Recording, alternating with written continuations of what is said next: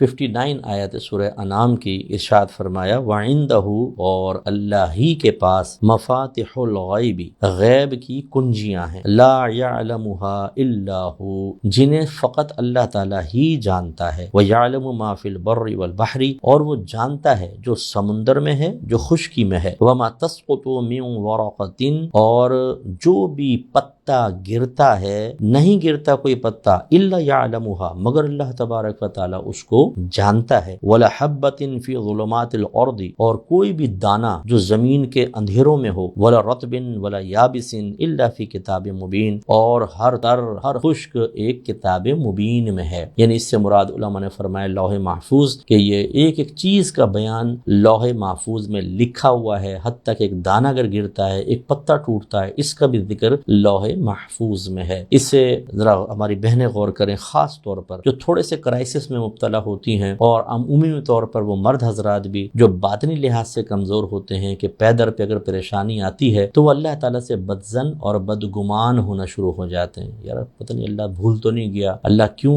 ہمارے ساتھ ایسا کر رہا ہے، کیوں میرا مسئلہ حل نہیں ہو رہا۔ پھر شیطان وسوسہ ڈالتا ہے کہ اللہ تیری نہیں سنے گا تو ایسا کر کسی عامل کے پاس چلا جا۔ یہ دیواروں پہ اشتہار لکھے ہوتے ہیں نا، یہ ہماری بہنیں ماسیوں سے پوچھتی ہیں بھئی کوئی عامل اچھا ہو تو بتاؤ، یعنی گویا کہ معاذ اللہ ثم معاذ اللہ، اللہ تعالیٰ سے تو ہم کہہ کے تھک گئے، وہاں سے کچھ نہیں ملا، اب عامل دے گا۔ سوچئے ذرا، غور و تفکر کریں، عامل کی اوقات کیا ہے، میری اوقات کیا ہے اللہ تبارک و تعالیٰ کی بارگاہ میں؟ کیا اس کی عطا کے بغیر میں یا کوئی شخص آپ کو کچھ دے سکتے ہیں؟ اس رب کا آستانہ چھوڑ کر، اس رب کی بارگاہ چھوڑ کر، اس رب کے دربار کو چھوڑ کر ہم عام مخلوق کے سامنے پہنچ جائیں، کس قدر افسوس کی بات ہے۔ دیکھیں، مخلوق کو وسیلہ بنانا ناجائز نہیں کہہ رہا ہوں، اگر اچھے بعمل لوگ ہیں، اچھا عامل ہیں، عالم سے، مفتی صاحب سے، بعمل پیر صاحب سے دعا کروانا، وظائف لینا منع نہیں ہے۔ جو میں سمجھانا چاہ رہا ہوں وہ یہ کہ اللہ سے مایوس ہو کر ادھر آ جانا کہ اللہ تو کر نہیں رہا، ادھر آ جانا۔ ارے بھائی، پھر بعض ہماری بہنوں کے دل میں خیال آتا ہے کہ شاید اللہ تعالیٰ میں بھول گیا ہے، کبھی شیطان وسوسہ ڈالتا ہے کہ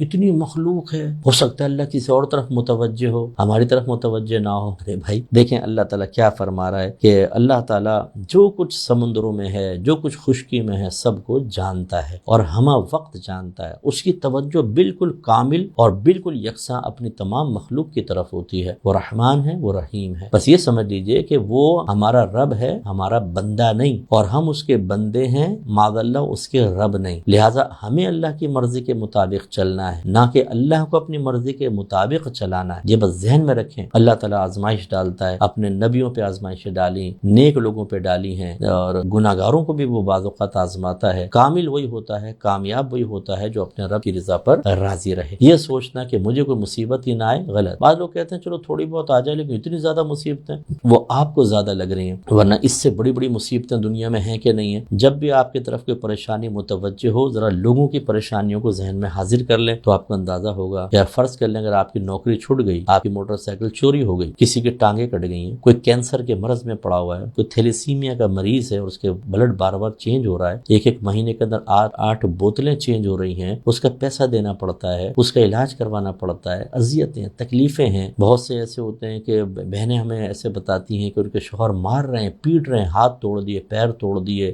دانت توڑ دیے۔ ایک خاتون کو تو ایک کزن نے مجھے بتایا، اس کی کزن سسٹر تھی، وہ اس کو لاہور سے لا رہا تھا کراچی کی طرف، شوہر نے اتنا اس کو مارا ہے کہ اس کے کان سے اور ناک سے خون جاری تھا۔ کہ تو اب جو بہنیں تھوڑی میرا شوہر دیکھیں میری بات نہیں سنتا، مجھے ٹائم نہیں دیتا، میں کہیں باہر گھمانے نہیں لے کے جاتا۔ ارے بھائی کون سی بڑی مصیبت، اس سے بڑی بڑی مصیبتیں آپ دیکھیں اللہ نے آپ کو محفوظ رکھا ہے۔ تو ہمیشہ یاد رکھیں کہ جب اللہ تعالیٰ کسی کو آزمائش میں مبتلا کرتا ہے تو یہ نہیں ہے کہ وہ غافل ہو گیا، یہ نہیں ہے کہ وہ ظالم ہے، ایسا نہیں ہے کہ اس کے خزانوں میں کچھ کمی ہے، وہ آزمائے گا، بار بار ہمیں آزمائے گا، ہمیں اس کی رضا پر راضی رہنا ہے، ہمت رکھنی ہے، کوئی شکوہ نہ بیدار ہو، شکایت بیدار نہ ہو۔ اور میں پیرنٹس جو مجھے سن رہے ہیں، میں خاص طور پہ آپ سے گزارش کرتا ہوں، دیکھیں آپ اپنے بچوں کو کیا کھلا خرچہ دے دیتے ہیں؟ بچہ مانگے 1000 5000 10,000، نو، آپ ایک مخصوص پاکٹ منی دیتے ہیں، اور کیوں نہیں دیتے زیادہ؟ بگڑ جائے گا، خراب ہو جائے گا۔ پھر آپ پابندیاں لگاتے ہیں، یہاں نہ جاؤ، وہاں نہ جاؤ، اس سے دوستی نہ کرو، اس سے دوستی نہ کرو، اتنے وقت تک گھر میں آ جاؤ، اتنی دیر باہر نہ رہو، یہ نہ دیکھو، وہ نہ دیکھو۔ یہ کرتے ہیں نہیں کرتے آپ؟ اب آپ کے بچے اگر کہیں کہ ہمارے ماں باپ تو بڑے ظالم ہیں، بڑے مطلب ہماری طرف توجہ ہی نہیں کرتے ہیں، ہر چیز پہ پابندی لگا دیتے ہیں، تو دیانتداری سے بتائیے ان کا یہ کہنا صحیح ہے یہ غلط، آپ انہیں پیار سے ہی سمجھائیں گے کہ بیٹا ہو سکتا ہے تمہیں ابھی ہماری حکمت سمجھ میں نہ آ رہی ہو، لیکن جب تم خود ہماری جگہ ہوگے نا سب سمجھ میں آئے گا۔ یہ کہتے نہیں کہتے؟ تو پھر اللہ تبارک و تعالیٰ کے بارے میں ہمارا کیا گمان ہے؟ کیا ہمارا علم اللہ کے علم کے برابر ہے؟ کیا ہم اس کے تمام کاموں کی حکمتیں جانتے ہیں؟ نہیں۔ جس طرح ہمارے بچے ہمارے بہت سارے کاموں کی حکمتیں نہیں جانتے تو زبانیں اعتراض دراز کر دیتے ہیں، اسی طرح ہمیں اللہ تعالیٰ کے کاموں کی حکمت معلوم نہیں چلتی ہے تو ہم بھی ایسا کر دیتے ہیں، حالانکہ ایسا نہیں کرنا چاہیے۔ اس لیے میں گزارش کرتا ہوں اپنے تمام بھائیوں بہنوں سے کہ خدا را اللہ تبارک و تعالیٰ کی رضا پر راضی رہنے کی کوشش کریں اور سمجھ جائیں کہ اللہ تعالیٰ کبھی غافل نہیں ہوتا، ہم